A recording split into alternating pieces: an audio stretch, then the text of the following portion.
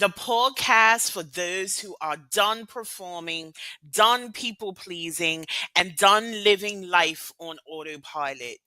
I'm your host, Letitia, the survival mode disruptor, and this is where we create disruptive, unapologetic transformations for those who are ready to exit survival mode and reclaim their power.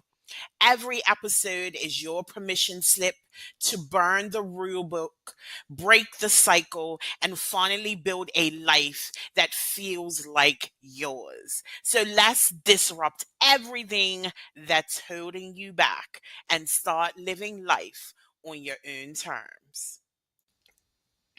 This is your trigger warning. This podcast is raw. It is real and it doesn't sugarcoat what it means to survive trauma, abuse, mental health battles, or even the aftermath of living in survival mode for too damn long. What you hear on Survival Mode Disrupted includes unfiltered stories, graphic details, and a vulnerable truth that may trigger some of the audience. Please prioritize your emotional safety. If something feels too heavy, pause, breathe, come back when you're ready, or not at all. Your healing is yours to honor. These episodes are based on lived experience, not therapy sessions or clinical advice. Listening does not replace mental health treatment or constitute a coach client relationship.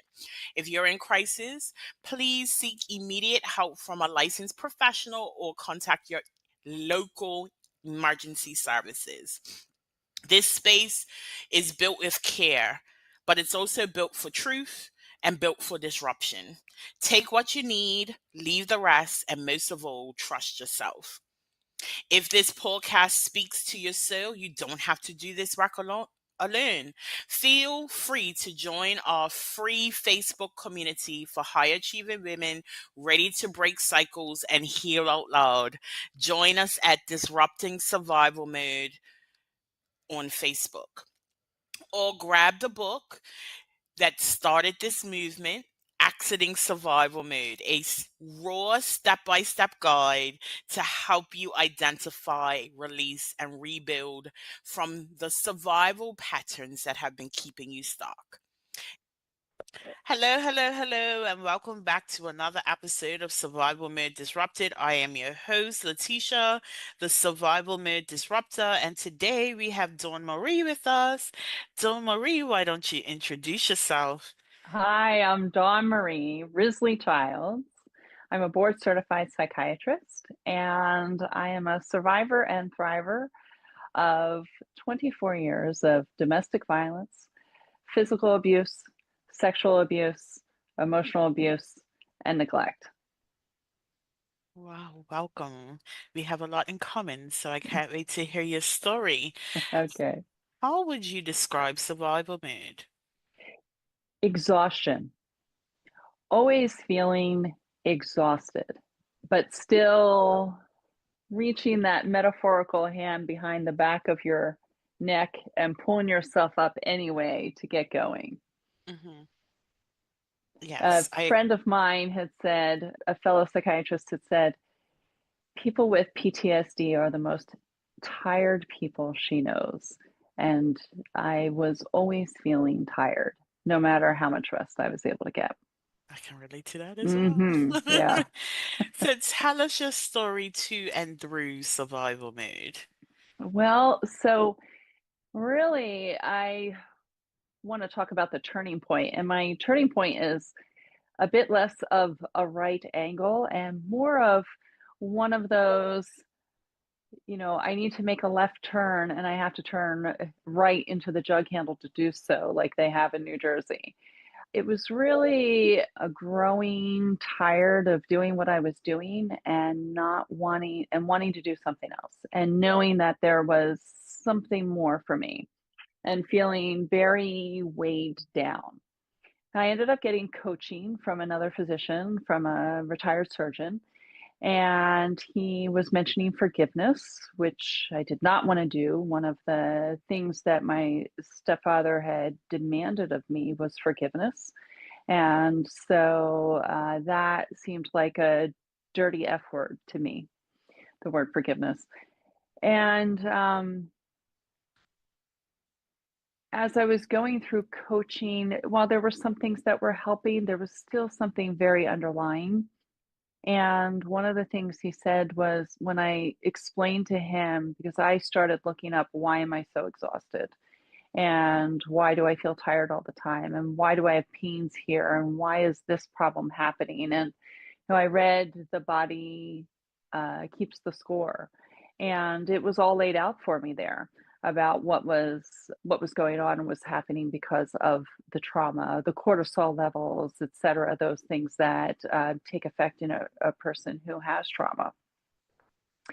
And we had discussed whether or not I should get, what kind of treatment I should get. And I had been interested in ketamine, had considered opening a ketamine clinic, and researched it and made plans to travel to Florida for PTSD treatment with ketamine. And then my mother was coming to visit. And within moments of getting her from the airport, there was the criticism. And she started. I had cleaned my entire house, gotten everything together, hauled out all the decorations, put everything up, did my hair, did my makeup, got my eyebrows done, did whatever I could to take away any ammunition, because visits with my mother felt more like a performance review rather than a visit. And she started with the mud that was on the floor of my car. Well, it's December, it rains, it's Mendocino, it's the North Coast. It gets muddy here. You only have to, it only takes one moment. It takes one drive to get the car muddy. And then the criticisms about my husband. And I was so appalled. And within and then the racist comments start. And I felt the gravitational pull. I was fighting the gravitational pull of my car to turn around and drop her back off at the airport and leave her there. But my kids knew that she was coming. I didn't want to disappoint them for Christmas. And I kept her here. And everything was, my son was in the Army. He wasn't in the Army, referring to my husband. He's such a know-it-all. Then talking about me, talking about my brothers, all of the negativity, the negative things that she would say about her neighbors that are her friends. Then she talked about the house. Whenever she talks about the house or that house, it's the house where I was raised. Not just the house where I was raised, but the house where I was beaten, the house where I was threatened, the house where I was raped, the house where I was, molested, constantly exposed, having the voyeurism, the house of hell for me. And she talks about how that house looks like shit. There are no flowers out there. It's not like when I was there and I kept it so nice and I kept it with the flowers. Flowers grow where there's a lot of manure. And that's what that house was for me, was a pile of manure. And I recognized I'm not going to satisfy her.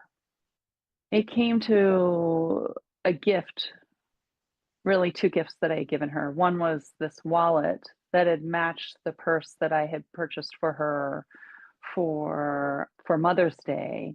And apparently she didn't like it. She bragged about it, how wonderful it was over the telephone when she received it. She's in New Jersey, I'm in California. But the sneer that she gave of this gorgeous Brahmin ombre wallet in all of the colors that she had asked for in a purse several months before. And it took me 3 months to find the matching wallet, because by the time I got around to paying it, money was tight and I was conserving. And there was no appreciation of me, no appreciation of the fact that, my house is twice the size of the one that I grew up in. My property is twice the size of the one where I was raised. The cars are multiple times the price of the car that she was driving. It didn't matter what my successes were. Here I am having taken on all of that abuse and still came out and not only went to medical school, but graduated and became a physician and helping others heal. None of that mattered. There was still always something that I was not good enough for her. And I recognized I'm never going to satisfy her. And that's what I said in my head as I listened to her spewing out all of this negativity. When I got to the airport, dropped her off at the airport, I asked her, Mom, did you like the wallet? No, not really. Oh, I'm just teasing. It's fantastic. And I thought, no, she wasn't teasing. And months before, I had given her the option, if you don't like it, my feelings won't be hurt. Send it back at one you do like. Yeah, you have to get, they told me you could just send it back. The gift certificate is in it, the return address is in it. All you have to do is put it in the mail. That's really what started allowing me to heal. I did the ketamine treatment. After about 6 treatments, I recognized this isn't going to do it for me, and I needed to do something else. And a friend of mine who, when I spoke to, was normally a bit on the bitter side, and he was being far more calm and less anxious. And he had told me that I need to go get some golden teacher. And I said, well, what is that? And he said, well, they're magic mushrooms, they help with trauma. And I ended up finding someone who does psychedelic therapy underground and underwent my first session. And I never recognized how angry I really was at my mother. And the first treatment, he gave me some rules. He said, you're not allowed to hit me and you're not allowed to hurt yourself, but we're going to go through some anger work and I want you to give it to her. And as I started, I was yelling, but the yelling just didn't feel natural in that moment.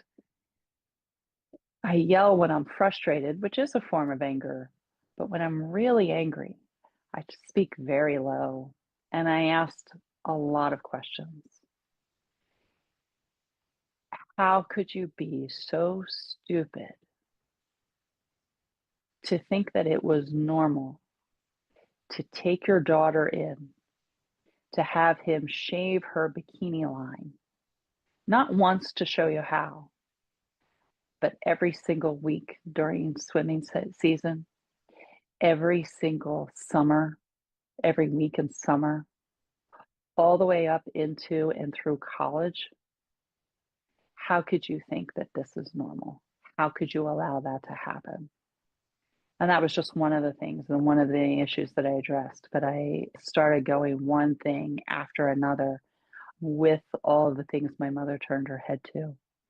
And my healer said she collaborated with him. Collaborated. Wait a minute. Because I had always painted my mother as the picture of a victim. And what I've come to learn and realize is that she has been painting herself as a victim. And she would antagonize me until I would yell at her to stop setting those blowing through boundaries. And then, oh, you're hollering at me. And then painting herself as the victim and then wanting to leave. And what I came to learn through psychedelic medicine, so psychedelic medicine is autobiographical. So it puts you in the moment of your past, where you've been, so much so that you can feel, there was at one point where I was able to feel the texture of the carpet, of the red carpet in the apartment where we lived when I was 5, and go through the moment that she told me about Diggerly dog sex. I know it's a big question mark on your face. It was, it wasn't all at once. Interesting the way memories are stored in the brain. They're stored, long-term memory can be stored in pieces rather than all in one string. So gathering up those memories, it's most likely one of the reasons why with trauma, when patients forget a piece of the trauma, that it's because those pieces are stored in different areas and they can't reach them. And it took about, I kept saying, Digga something. She's saying Digga something, Digga something. What is Digga, Digga? And it kept getting to me. And then all of a sudden, boom, it all strung together. And she said, Diggerly dog sex. The time we had a puppy, Gimper, who was a 3-legged dog, and which was somewhat of a reflection of the family of, this dog that's broken, or this broken family. And the dog was cleaning himself. And she said, see what the dog's doing? You've got to lick him in the balls. Now I'm in kindergarten when she's saying this. And one of the other times I had, there were times where she was having sex in the bed next to me. We had a 2-bedroom apartment. My brothers lived in one room, and she and I lived in the other bedroom. And she kicked me out of bed. Like, I felt her kick me out of bed.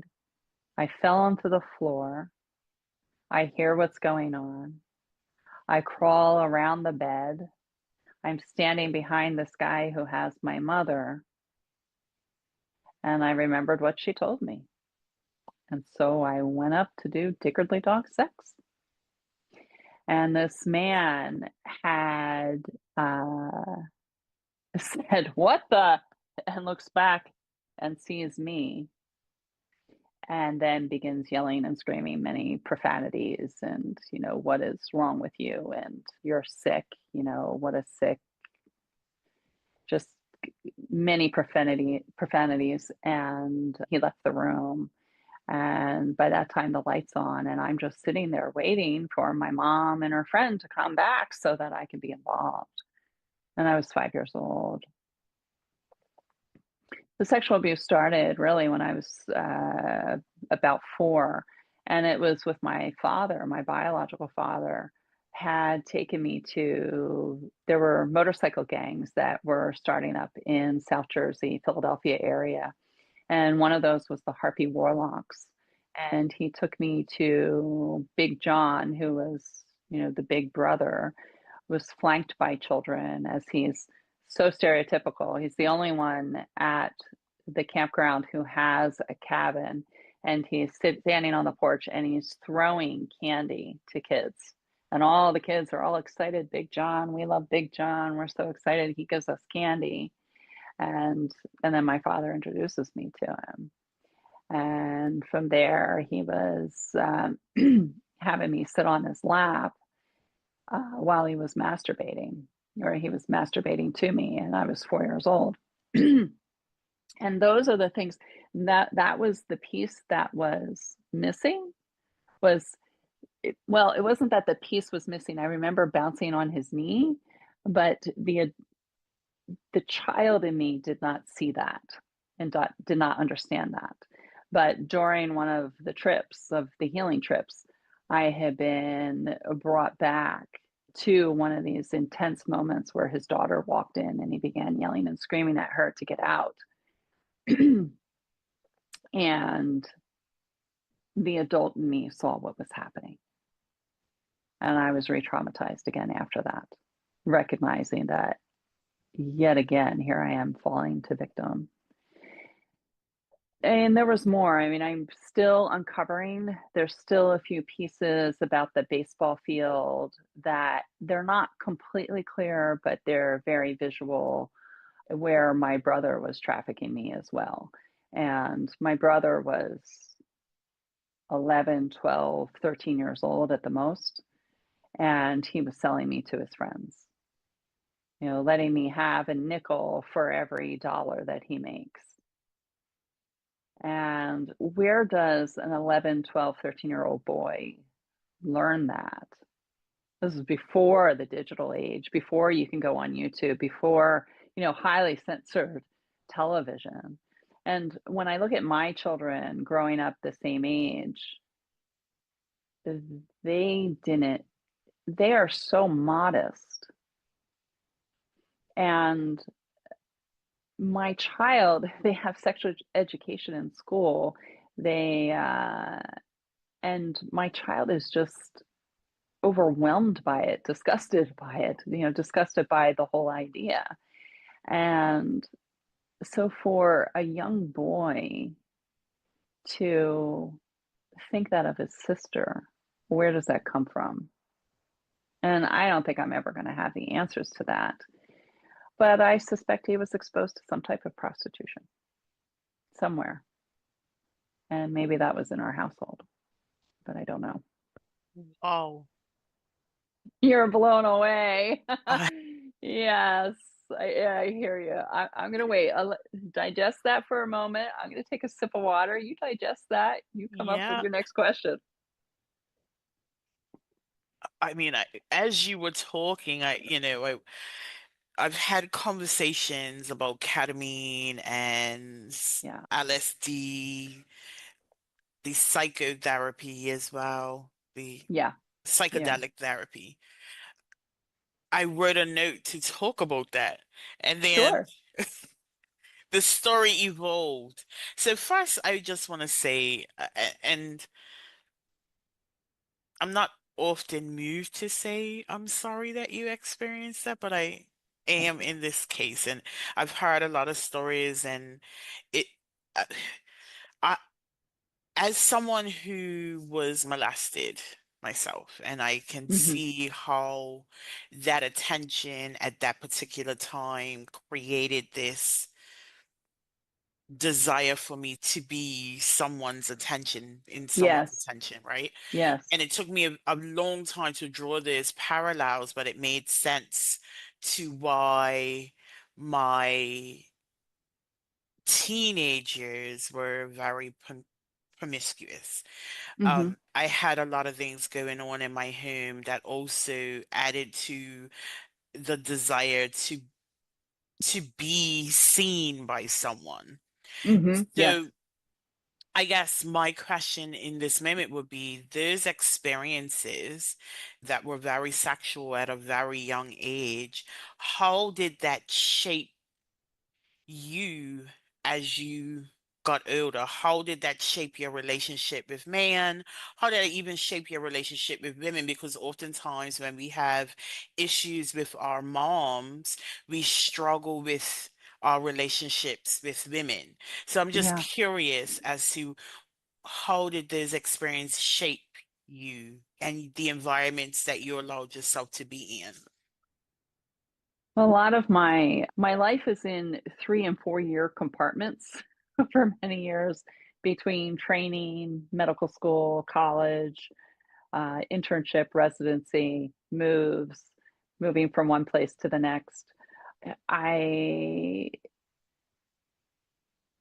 Early on, everything was focused on I need to be able to get out of here, and education is going to be that way. And once I get through medical school, I can leave. And I didn't want to join the military. One, because my stepfather would put roadblocks in my brain for how to support myself, one of which was his description of the military and what that would mean.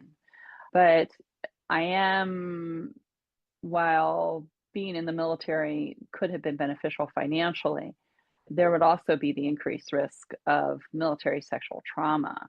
1 out of 3 women are sexually traumatized in the military, and 1 out of 10 men in the military are sexually traumatized. And so I would have been just another prime target. Relationships with men had always been very difficult.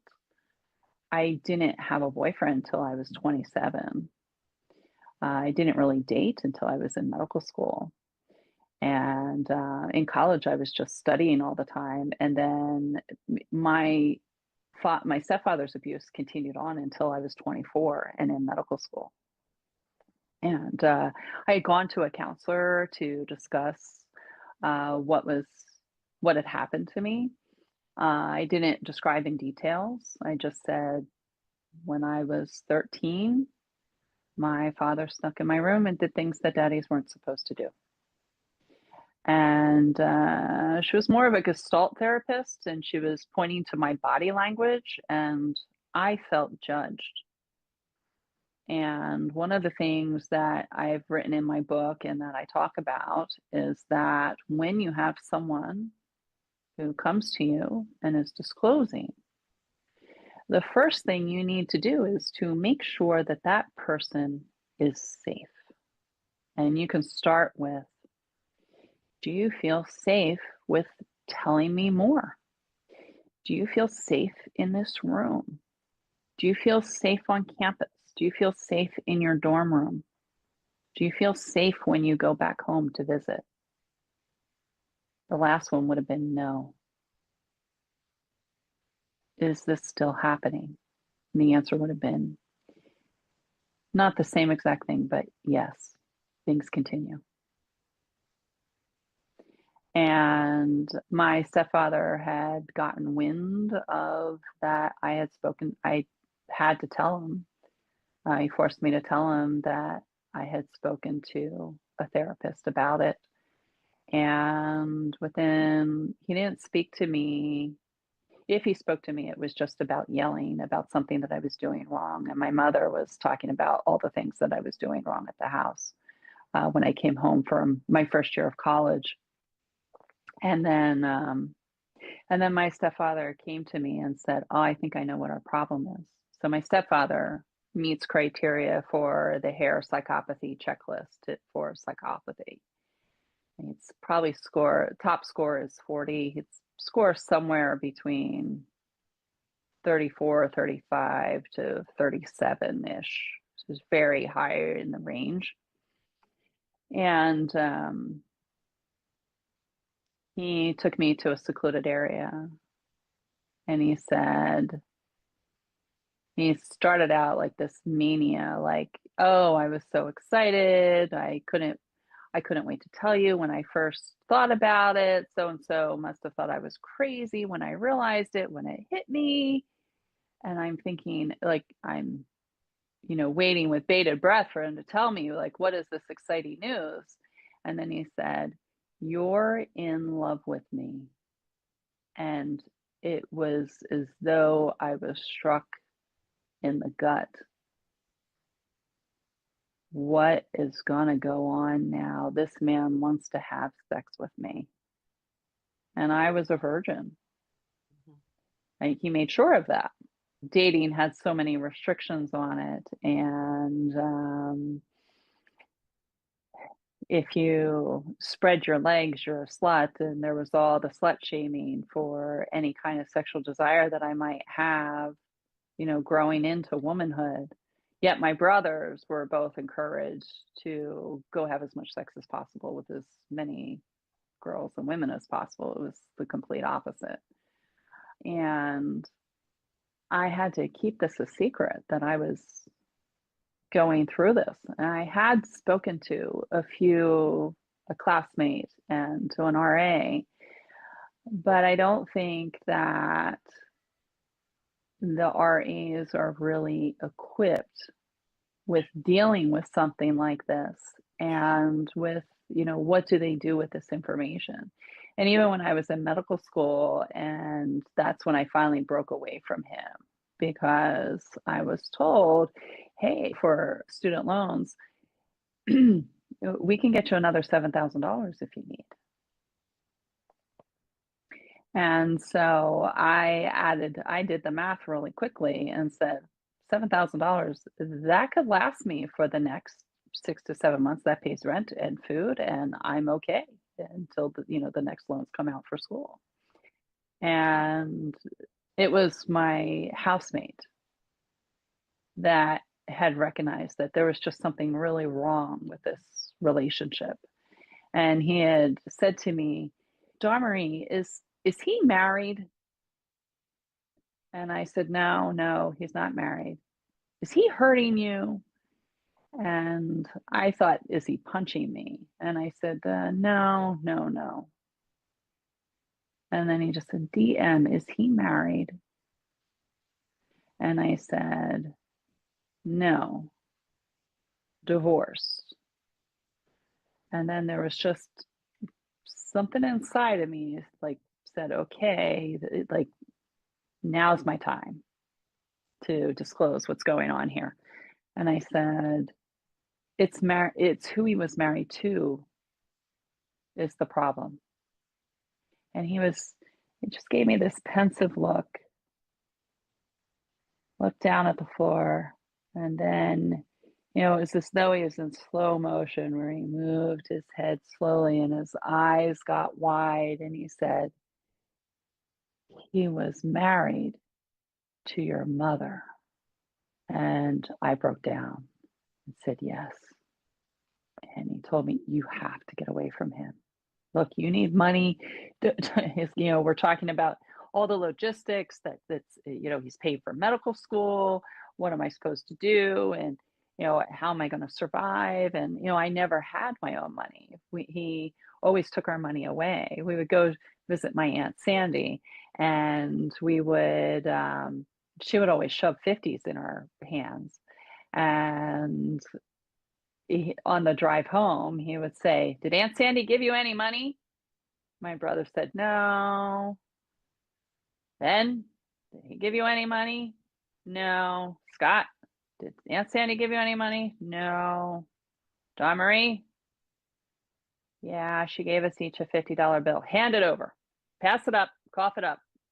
And I finally recognized it wasn't that we were allowed to have money. We were going to visit Aunt Sandy because he wanted $150 and he knew that she would give it to him and he would give us the third degree at the end of the day. That's the psychopathy of the thing. I mean, talk about a strategist.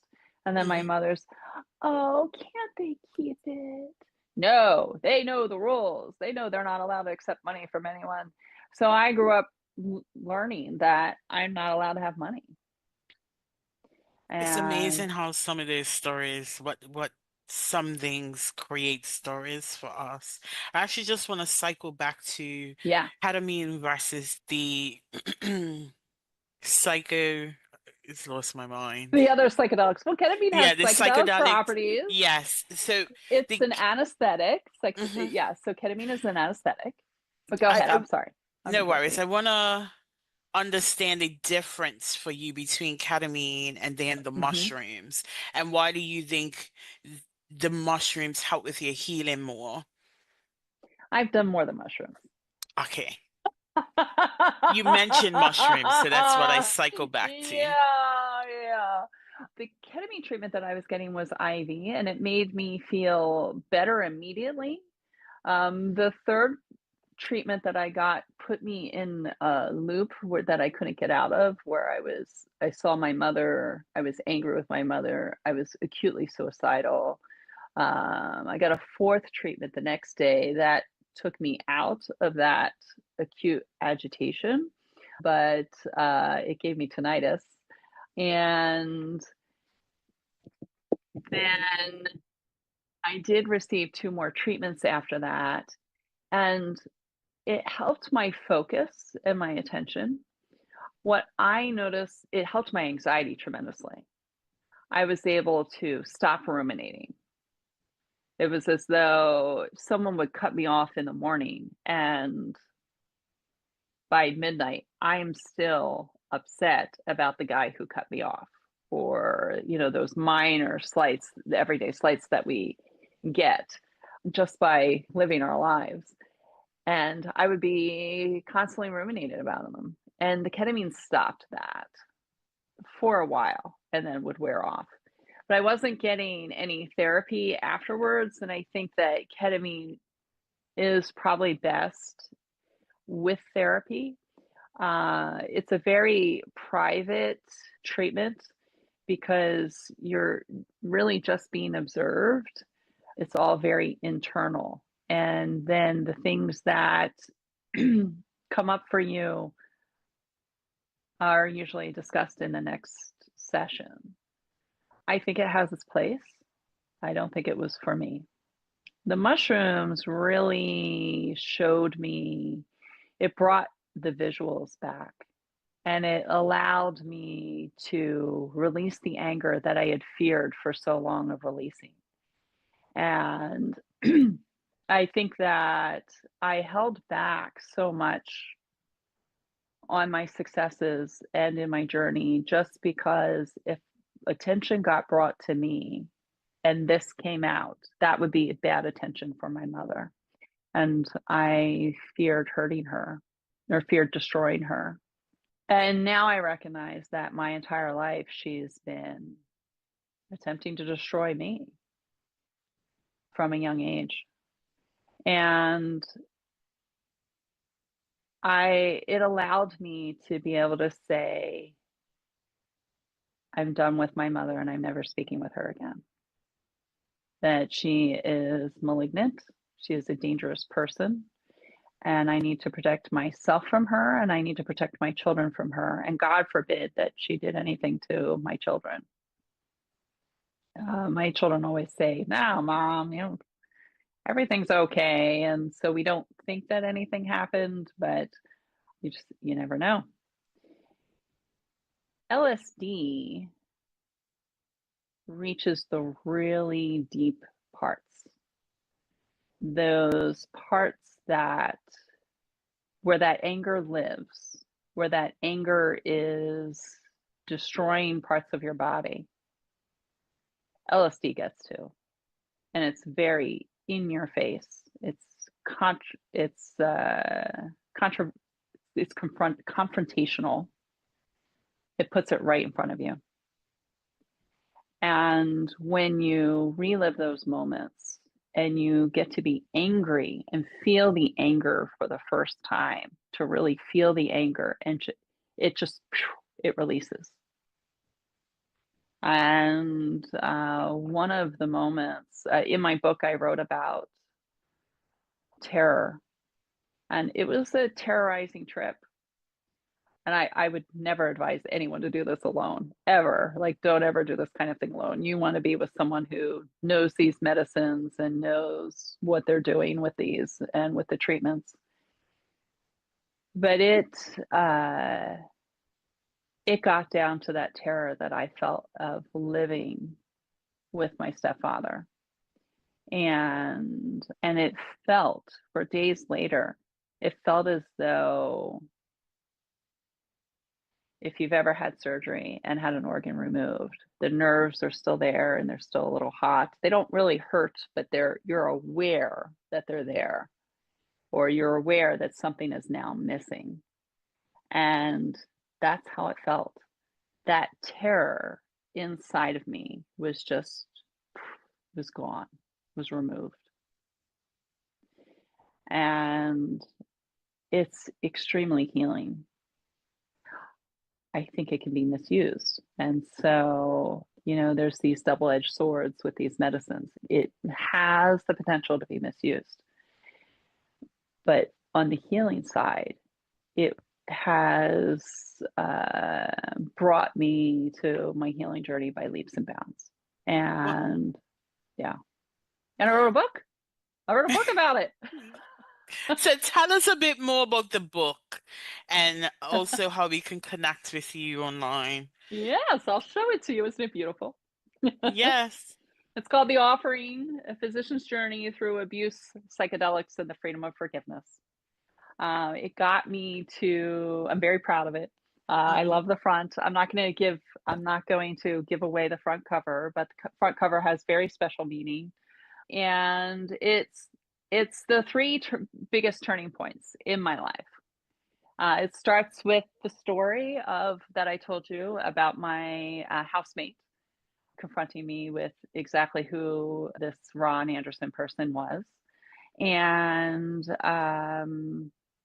and it goes through my life of medical school and, up to a bit more towards present day and trauma and post-traumatic stress disorder, psychopathy, antisocial personality disorder. I discuss all those things.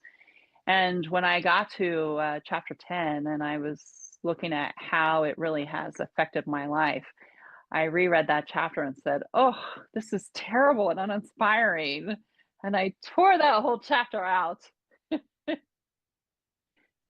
I wrote a success chapter because, I wanted to be able to say that I'm doing okay and that despite all that crap that I'm about to take you into from the start,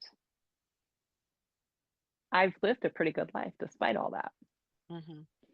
And between travel, my art collections, skydiving, flying airplanes. Yes, I've jumped out of an airplane 289 times and live to tell What? about it. I can't even do it once. I can't even think about doing it once. It's an amazing feeling, and I'd like to get back up in the air again, but not until my children are independent. Mhm. So when they don't need me anymore, then I'll go jump. My my youngest wants to jump with me when she turns 18. "Come on, mom, we'll jump together." She's very excited about it. The other one's like, "Ah, I'm gonna keep my feet on the ground." He doesn't even like roller coasters. He's not gonna like skydiving. But there are these things that I've done and these places that I've seen, and my life isn't over yet. And I still have so much more that I want to accomplish and I want to do. And I'm still getting up and going to do that. The second part is my early childhood and everything that I remember from at least age 6 when my stepfather came into our lives and the brutality of it all. And then the third point is really the turning point of the story with my mother coming to visit for Christmas and the healing journey and the things that I uncovered. And there is much more that I uncovered. I'll save it for the readers that they can go pile through. And really about forgiving them. And I was at a place where I called my stepfather and said, "I forgive you. I forgive you for it all." And and I forgive my brothers and I forgive my mom. And above all, I forgive myself. I forgive Mhm. myself for carrying the shame. That shame was not mine. I hear things like you were very brave for even putting this down or for even talking about it. That's the shame that they still feel ashamed about talking about what happened to them. And that shame is brought on by the perpetrators. The perpetrators force the shame on them. They feel guilty. Oftentimes, women will talk about that it felt good, that they orgasmed when their fathers were raping them. And they feel guilty about that when that's just a natural human response, but they feel betrayed by their bodies and they feel guilt. And I felt tremendous guilt that I was betraying my mother. I always felt guilty about feeling as though I betrayed my mother. And now I'm at the point where I'm thinking maybe my mom was actually in on it the entire time. And not only was she in on it, but maybe she was the maestro conducting the entire orchestra. And I think that. But I've forgiven her too. And now it's time for me to speak and to look at this trauma as a gift. It's a backhanded gift, but it's still a gift. And to use that gift to help others heal and to create something to a way to prevent this from happening to begin with, because no child should ever have to go through the things that I had gone through. Absolutely. No child. This has been a very interesting conversation. I will get the information about how the audience can get access to your book. But Of as we course. wrap up the episode, one key Mhm. takeaway that the audience can action. You can heal. So many people feel broken and they can heal. They Absolutely. can. Healing is so possible. Yes. Marie, thank you so much for your time on You're Survival welcome. Mode Disrupted and audience. Thank you for catching another episode. I just want to remind you, you were not built to break, but you damn sure were not built to just survive. Yes. Disrupt the cycle, reclaim your life, and thrive on your own terms. And I'll see you next week. Once again, thank you for joining another episode of Survival Mode Disrupted, hosted by the Survival Mode Disruptor, Letitia. You didn't land here by accident. This conversation, it probably cracked something open on purpose because survival mode isn't just a phase, it's a pattern, an identity, a prison masked as strength. But here's the truth: you're not broken, you're just unfinished. So if something stirred in you today, don't ignore it, don't numb it, move with it. And I want to once again invite you to join Disrupting Survival Mode, the Facebook community where healing is loud and messy and real. I also want to invite you to buy my book, The Survival Mode Exit Plan, because your breakthrough deserves a blueprint. And if you felt seen today, be sure to share this episode with someone who needs to hear it. Like, subscribe, and drop a review. That's how we amplify the voices that need to be heard. And remember, this isn't about fixing yourself. This is about finding yourself again beneath the rubble. Until next time, choose ease, choose power, choose you. This is Survival Mode Disrupted. Let's keep shaking shit up.